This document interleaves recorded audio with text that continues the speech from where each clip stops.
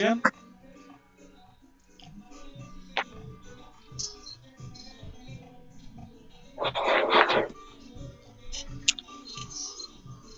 bien.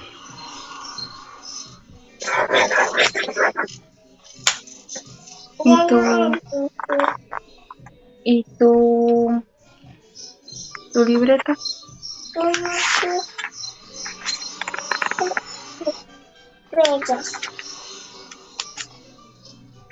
Ahí está.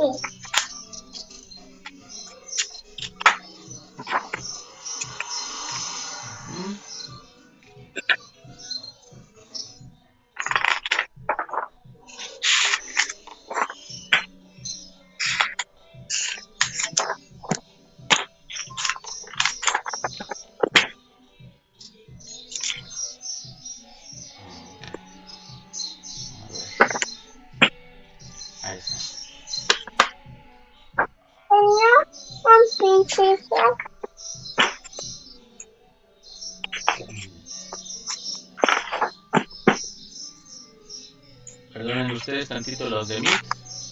Estoy tratando de jalar el archivo para que se pueda desplazar y ver con ustedes.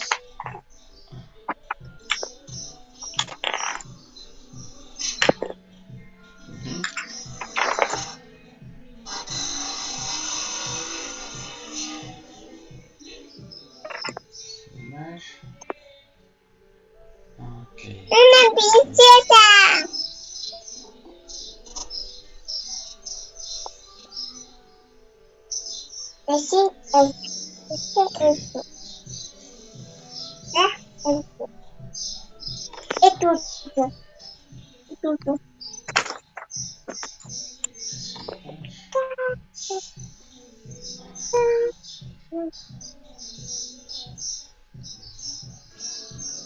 Okay. Aquí en Meet, la gente de Zoom ya está viendo lo que es la presentación.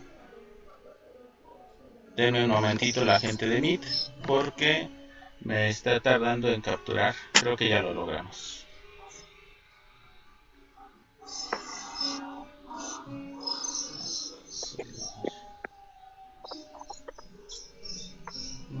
Ya está. No. Allá. Un chistoso. Identificar.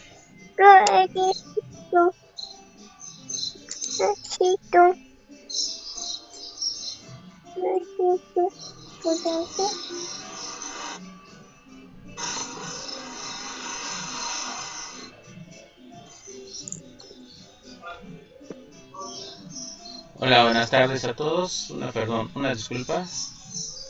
Cancelar. A ver.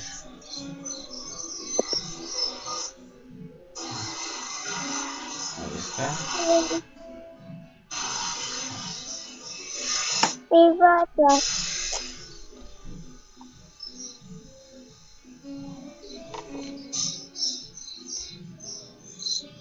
Ahí está. Muchas gracias por esperar. Me tardó un poquito. Ok, gente de Meet y gente de Zoom ya están ambos viendo lo que es la presentación del taller. Si les pediría que de favor al final las dudas que tengan me las hagan saber. Ok, vamos a comenzar con la teoría y lo que tenemos ante ustedes es la parte introductoria al test gráfico. ¿De acuerdo? ¿Qué tenemos aquí? Pues el inicio de lo que son las pruebas proyectivas. ¿Qué es una prueba proyectiva? Es una prueba que se utiliza para indagar los aspectos emocionales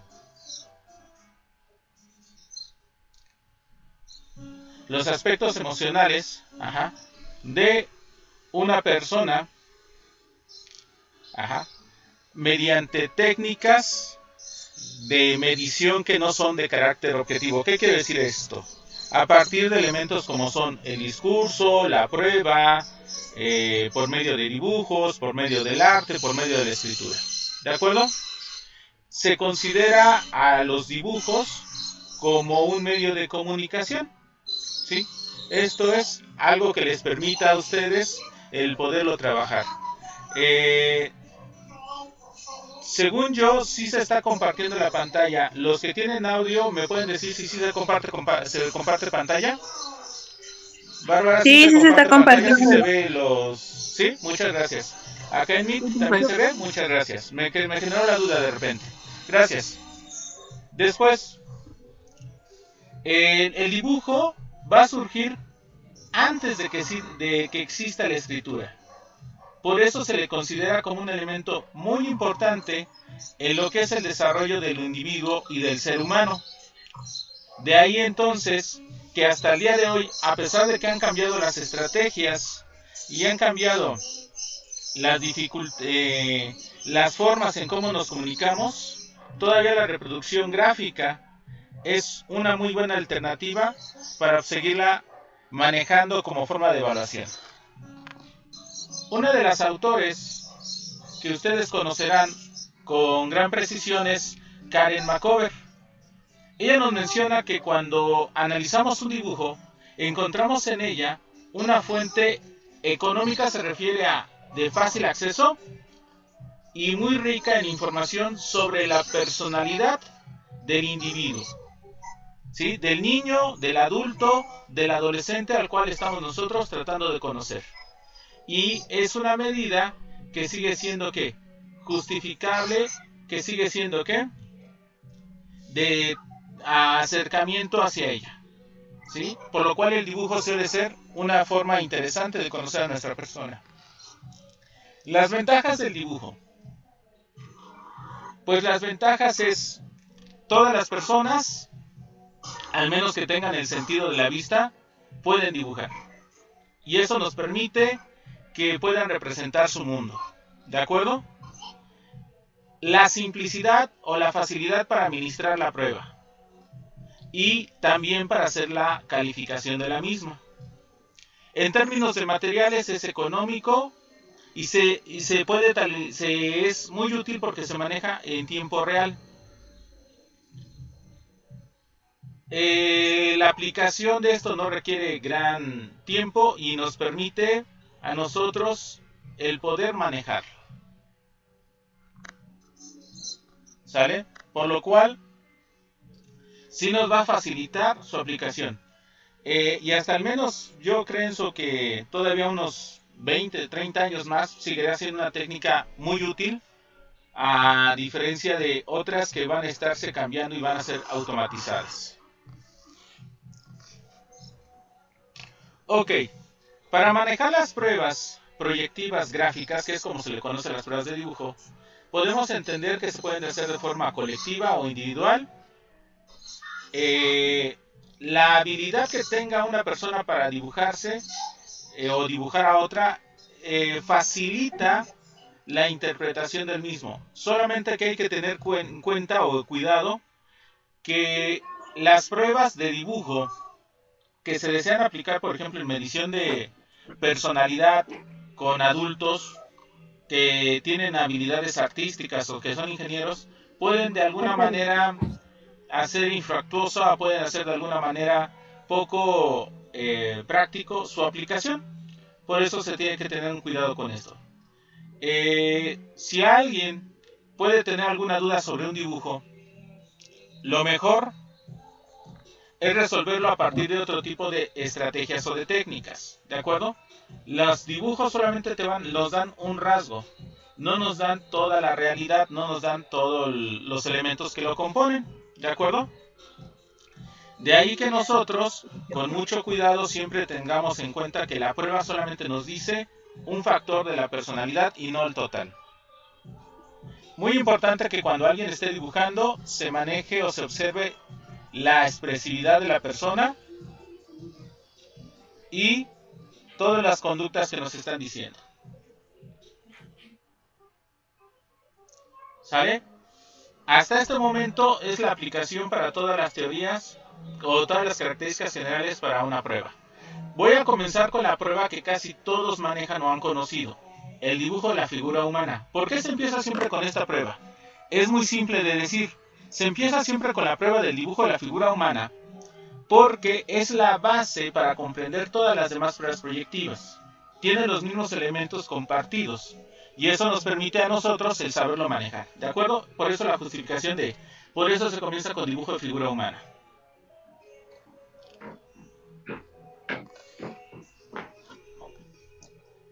¿Qué características tiene? Primero que nada, en una figura humana podemos conocer las emociones, los pensamientos, los sentimientos e incluso experiencias que la persona ha vivido.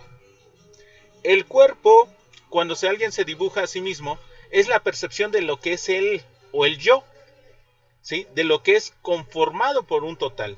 Y de ahí la importancia que nos va a permitir a nosotros el visualizarlo, o que nos permita a nosotros el comprender cómo se ve a sí mismo y cómo se ve al otro. En el caso de los niños, lo repito otra vez, el yo se está conformando. En los adultos, ya está estructurado. Entonces todavía es muy maleable en los niños, todavía es buscando una identidad, todavía buscando los elementos que lo conforman. ¿De acuerdo? Para que nosotros tengamos cuidado en esto.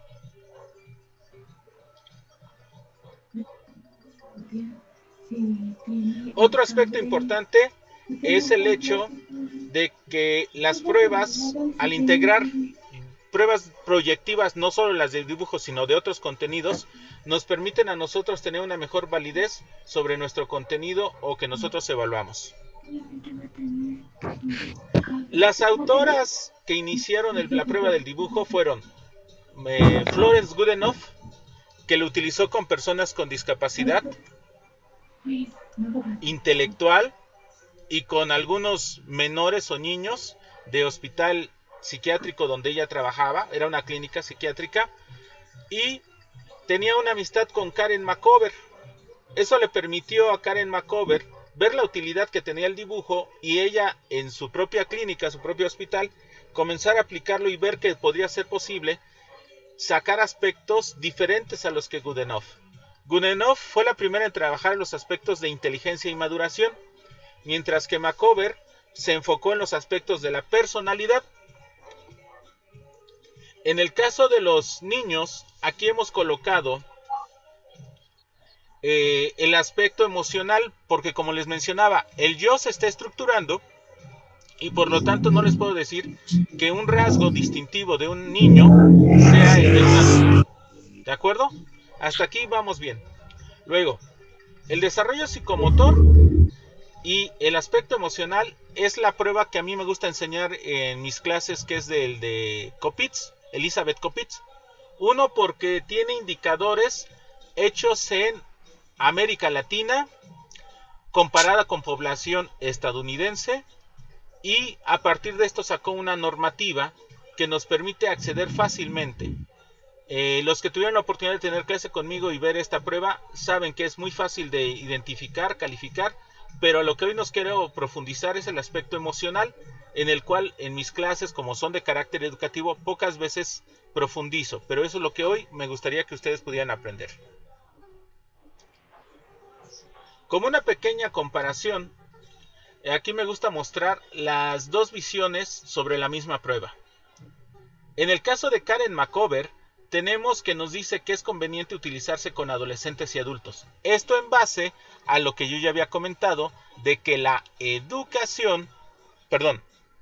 conformación del yo es un elemento clave para esta forma de trabajo. En el caso de Kopitz, su prueba solamente se aplica a niños de 5 y 12 años de edad. Por lo cual, sí es diferente, aunque es la misma prueba, la aplicación entre una y la otra. McCover, yo creo que todos, sin importar la universidad, la han aprendido. Y ustedes observan que buscan patología.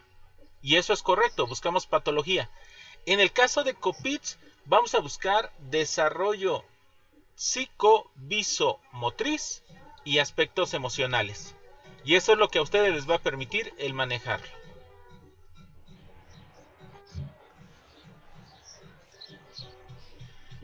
Posteriormente, vamos a tener qué materiales se necesitan. Esto es muy simple. Necesitamos 2 hojas, papel blanco, tamaño carta, goma de borrar y lápiz del 2 y 2,5. La diferencia es que Macover te va a pedir que dibujes a una persona, ¿sí? Y finalizando el primer dibujo, dibujar a una persona del sexo opuesto. En el caso, y posteriormente se nos pide que hagamos una historia sobre la misma. Un elemento importante con Karen Macover es que nos permite que al concluir los dibujos se puede hacer un análisis de segundo orden del discurso que una persona puede construir de la prueba. ¿De acuerdo? Y esto nos va a facilitar a nosotros el trabajo, el acercamiento. ¿De acuerdo?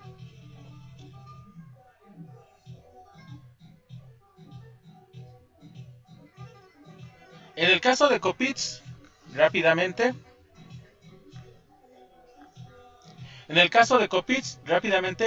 observamos que la instrucción es dibujar una persona entera o completa. ¿Sale? ¿Por qué? Dado que en el caso de Coppits buscamos aspecto visual motor, la construcción que queremos hacer es de un sujeto que nos permita a nosotros, ¿sí? Nos permita a nosotros ver su desarrollo visual motriz y su aspecto emocional. Por eso la diferencia en la instrucción y obviamente lo que se va a calificar.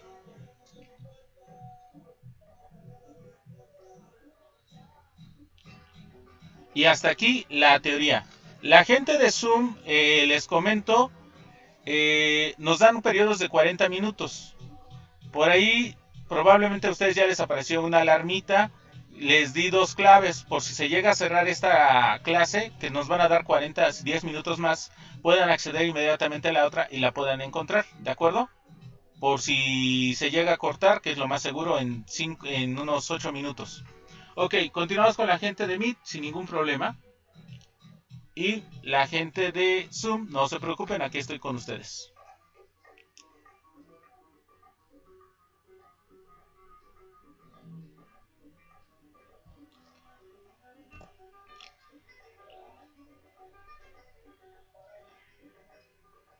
Muy bien. La gente de Zoom ya está viendo lo mismo que la gente de Meet. ¿Sale? Y aquí tenemos lo que es la segunda prueba. Lo que tenemos por segunda prueba es cómo usar esto del dibujo de la figura humana en el ámbito clínico. Los postulados para usarse en el ámbito clínico, según el manual Hammer, son: en todos los dibujos nunca hay coincidencias. Todo es un factor de nivel de experiencia o de la vida emocional que ha tenido la persona.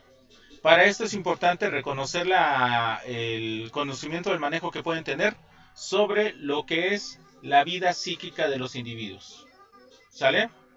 Esa vida psíquica, esas experiencias se van a ver reflejadas en la imagen corporal que tiene la persona de sí misma.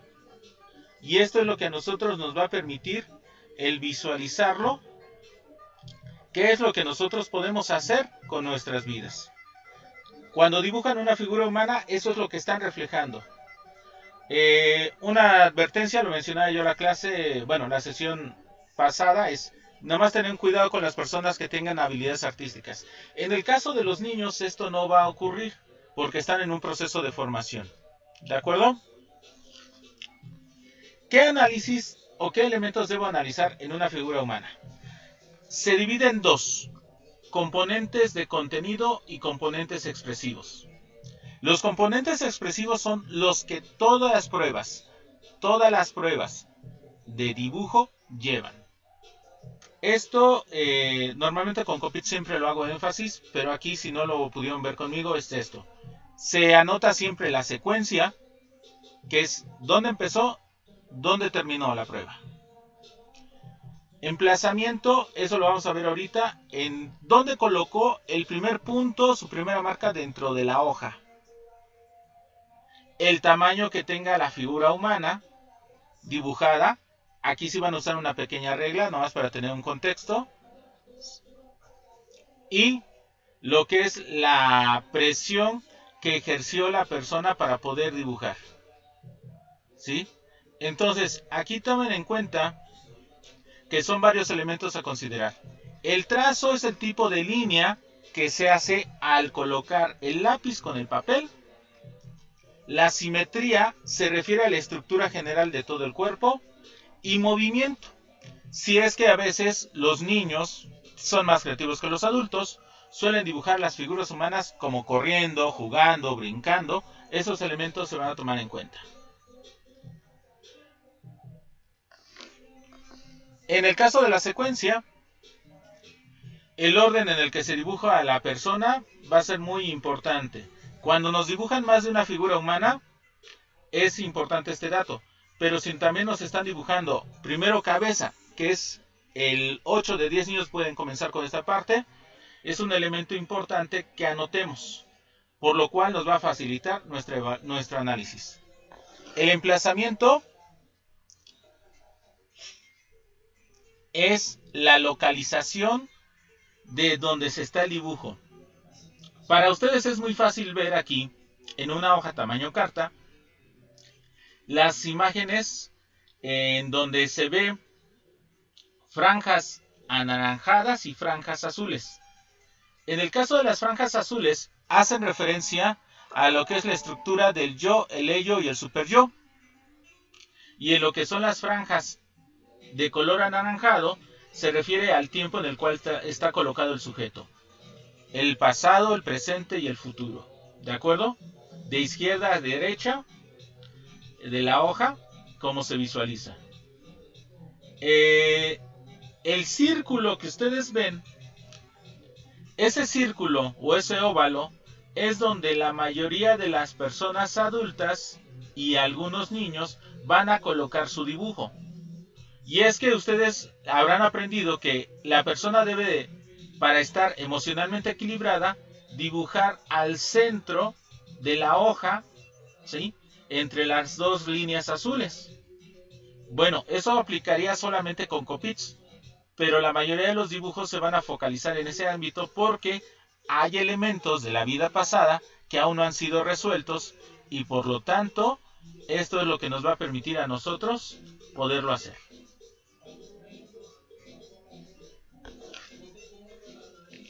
El tamaño del dibujo. Si ustedes vieron el emplazamiento atrás, aquí tenemos el tamaño que ocupa el dibujo con respecto al total de la hoja. En términos de centímetros sería así. Figuras de menos de 5 centímetros, si son adultos o son niños mayores de 8 años, puede ser un indicador de baja autoestima. En dibujos de niñas mexicanas, así como hago la aclaración de niñas mexicanas, si está lleno de adornos como son aretes, bolsas, zapatillas y cualquier elemento, en realidad lo que ocurre es no hay un problema de autoestima. Es una cuestión ideológica asociada a la estatura de nuestras mamás aquí en México. Entonces de ahí el aspecto que ustedes tengan que tener cuidado. La clase de mañana, todos estos detalles los van a ver ustedes en gráfico. ¿Sale? Para que al momento que califiquen puedan tener una característica más clara. Cuando hablamos de la presión, aquí lo que nosotros es cómo el niño desde que sujeta el lápiz y el contacto que tiene con el papel.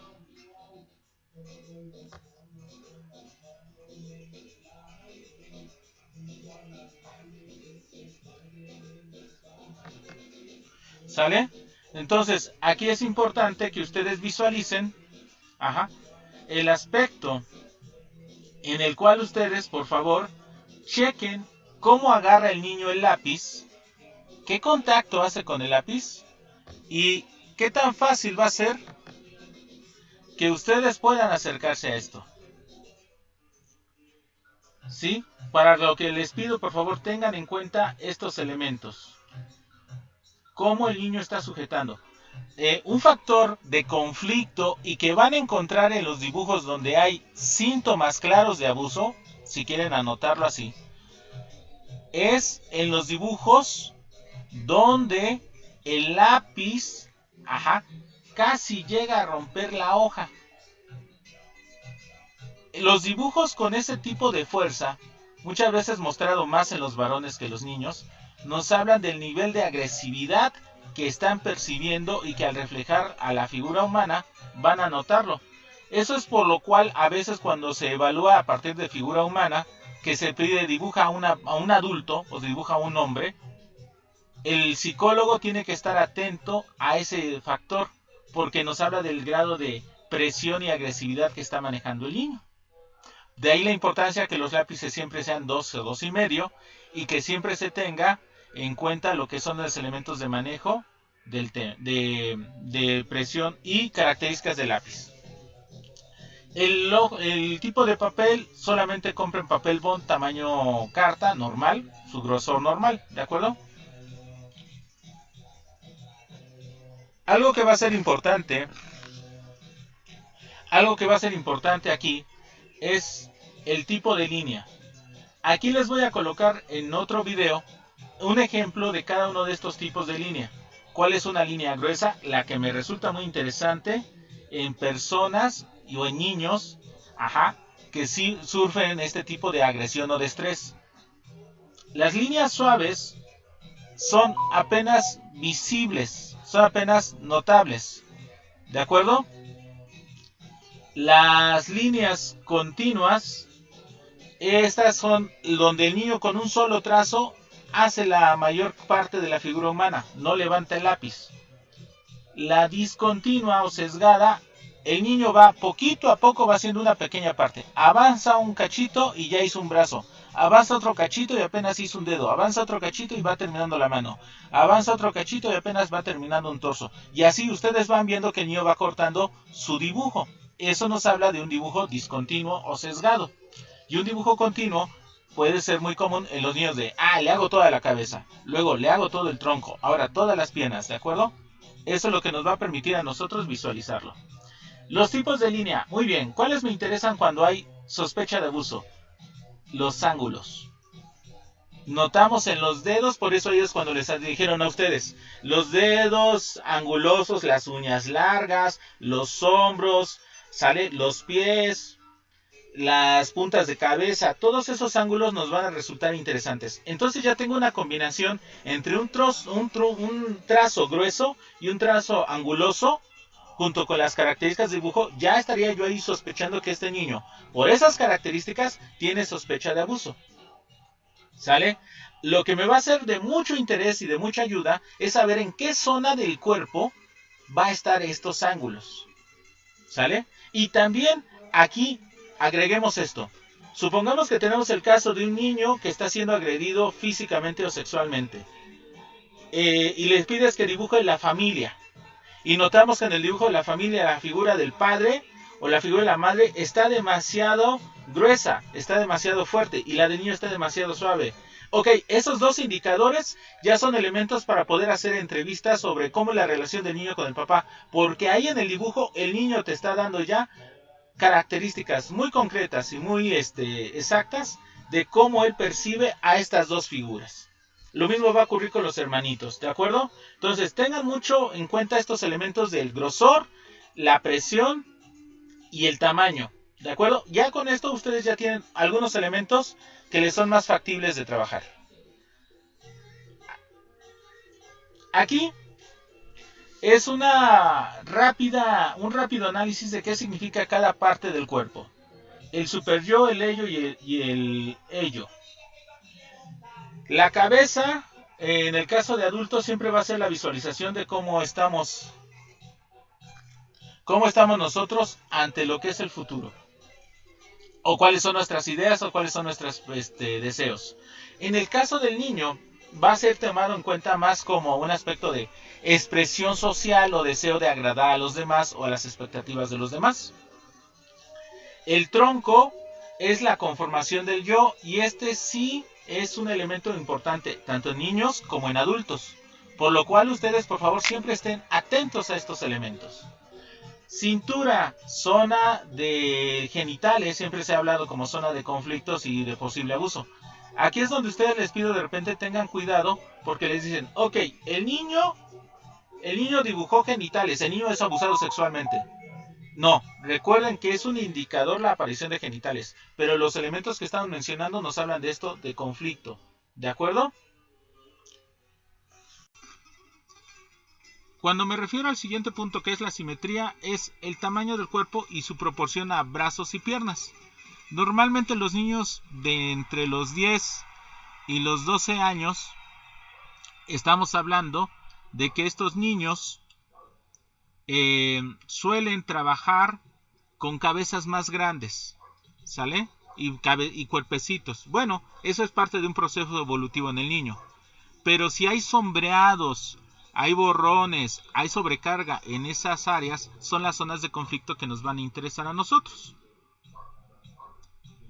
Y de ahí que la simetría es un factor importante. ¿De acuerdo? Es decir, el tamaño de la cabeza tiene que estar en proporción al tamaño del cuerpo en un dibujo promedio. En un adulto, en el caso de un niño, hay una tendencia más a cabezas un poco más grandes cuando hay conflictos, cabezas demasiado pequeñas cuando están muy restringidos o muy castigados. Y si las personas los dibujan en movimiento, es un elemento a considerarse. Yo ya lo mencionaba, el caminar o el correr nos va a dar un sentido de contexto de lo que el niño está manejando, para que de esa manera ustedes lo puedan tomar en consideración. Ahora, los otros elementos, y aquí sí van a requerir el manual, en términos de, dependiendo de la prueba, porque Kopitz y Makover sí son diferentes en el contenido con respecto a qué significa la cabeza y el cuerpo. ¿Sale? Entonces, aquí esto lo voy a tomar el día de mañana. Quiero aclararles a todos y muchas gracias por hoy estar conmigo.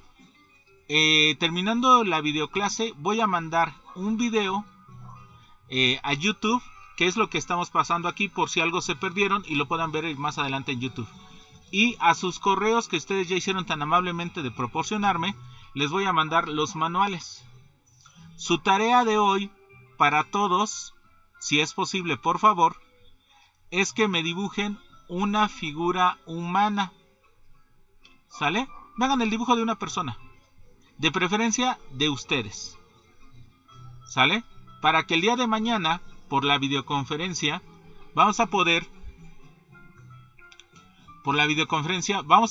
observar o manejar, ¿sale? Cómo es que esto se analiza y cómo cambia Makover y cómo cambia Kopitz con un solo dibujo. Para que ustedes puedan ver cuál es el que más les conviene. ¿De acuerdo? Entonces, aquí voy a moverme hacia algo que la mayoría de ustedes les interesó mucho. Aquí tantito, la gente de Zoom no se me desespere.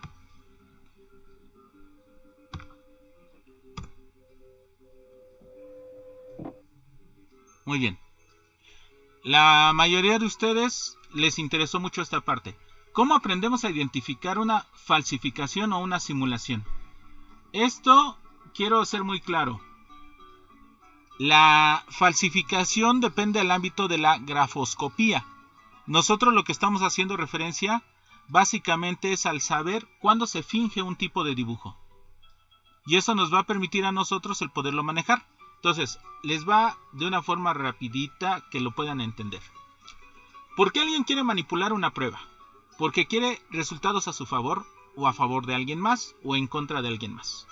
¿De acuerdo? Tienen que tener también, si esto es para el ámbito organizacional, que por ejemplo la búsqueda de un empleo, quieren generar una buena impresión. Y al generar una buena impresión, pues van a tratar de falsear el dibujo.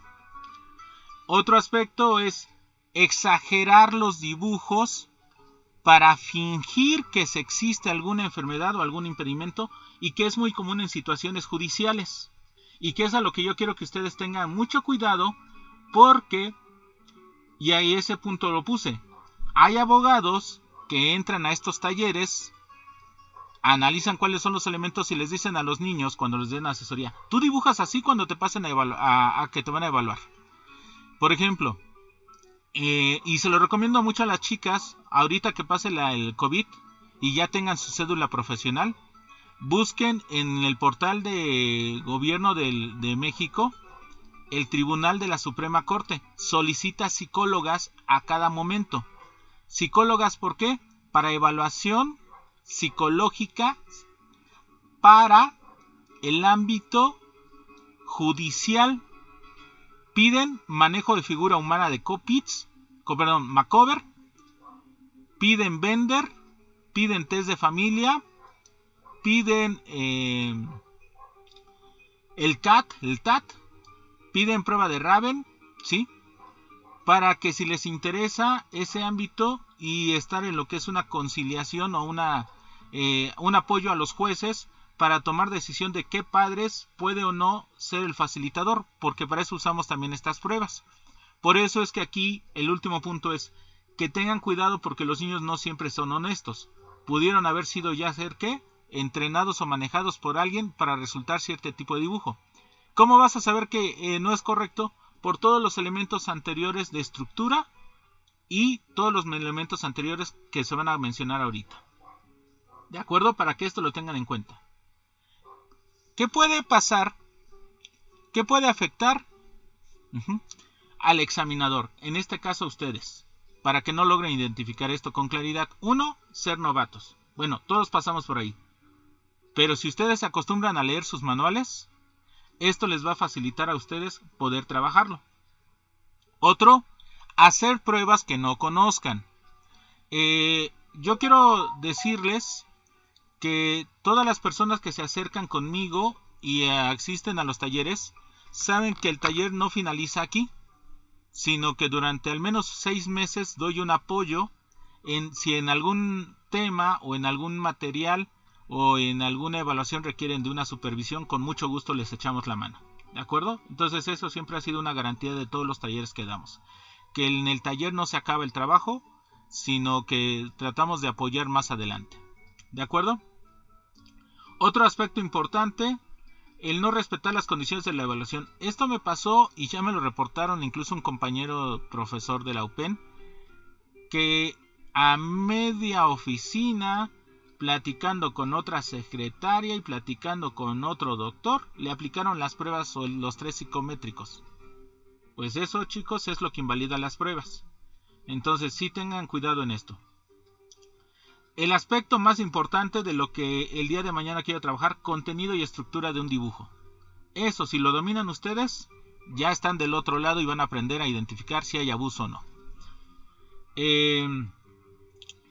Tratar de cubrir intereses o expectativas de otro. Tratar de ayudar a las personas o tratar de ayudar a los niños va a afectar no solamente su juicio clínico, sino también los resultados de la prueba. Entonces traten de evitarlo. Y otra, usar pruebas que no van acorde a lo que se están buscando. Me he encontrado con la prueba de Bender de Copitz, que es para niños, aplicado en el reclusorio. Imagínense qué problemas tenemos ahí de algo que es aplicado para niños, se lo están aplicando a los adultos. No tiene validez esto, ¿sale? Entonces sí tengan cuidado con eso, porque les va a ocurrir. ¿Cómo podemos evitarlo? Vamos a evitarlo si hacemos un adecuado proceso de entrevista. Ojo, las pruebas no son todo. La entrevista es la mejor herramienta que pueden tener. La entrevista es lo que les va a permitir a ustedes el saber manejar a la persona, ya sea el niño, ya sea el papá, ya sea el adolescente. Las entrevistas siempre son los elementos clave de todo nuestro trabajo de evaluación, porque a pesar de que hoy solo hablamos de las pruebas, la entrevista va a ser la clave. Por eso aprendan a hacer buenas entrevistas. Y una buena entrevista es observar muy bien el lenguaje corporal y el lenguaje no verbal. Recordar siempre por qué estoy haciendo esta evaluación. No me refiero que es por mi trabajo, me refiero es si estoy buscando algún indicador, si estoy buscando algún conflicto, si estoy buscando. Siempre buscar el motivo para que mis preguntas vayan dirigidas a eso. Recordar que mi papel de examinador, hay historias muy tristes, hay historias muy fuertes, chicos, donde uno en realidad se le quiebra el corazón y pierdes la objetividad. Aguas con eso, hay que trabajarlo. La elección de las pruebas va en sentido de lo que estamos buscando. No siempre todo va a ser pruebas de dibujo, pero por su amplio margen es por lo cual se les aplica o se maneja. En el caso del examinado, ¿qué voy a analizar o qué me interesa? Incluyendo los niños, su actitud ante la prueba. Sumiso, rebelde, triste, difícil de poder llevar a cabo el trabajo, ¿sale? Hay que buscar qué es lo que quiere. Hay que intentar identificar qué es lo que siente ahora que estamos con nosotros. En la Procuraduría del Distrito Federal y Derechos Humanos del Distrito Federal, hoy Ciudad de México, aplicar pruebas psicológicas a los niños requiere de informe por escrito de padres por el alto nivel de estrés que genera esto. Es una cuestión legal que por favor tengan en cuenta y siempre pidan esto por escrito, no solamente oral, para que no les genere ningún tipo de demanda. Esto es con respecto a la actitud.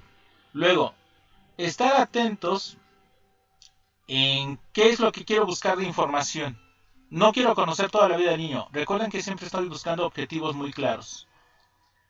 Y muy importante, una vez que empieza a hacer las pruebas, recuerden no retroalimentar. No decirle, mira, ese dibujo lo puedes mejorar así, este dibujo lo puedes... No, nosotros solamente observamos. Si el niño dice, ¿lo voy haciendo bien? Sí, vas bien, pero no más que eso. ¿De acuerdo? ¿Qué le falta? ¿Qué necesito? No le digan. Y mucho menos a los adultos. Si el examinador busca más información y esto tiene una actitud más favorable hacia nuestro examinador, cuidado porque puede estar queriéndonos manipular. Son niños que tratan de ser agradables, tratan de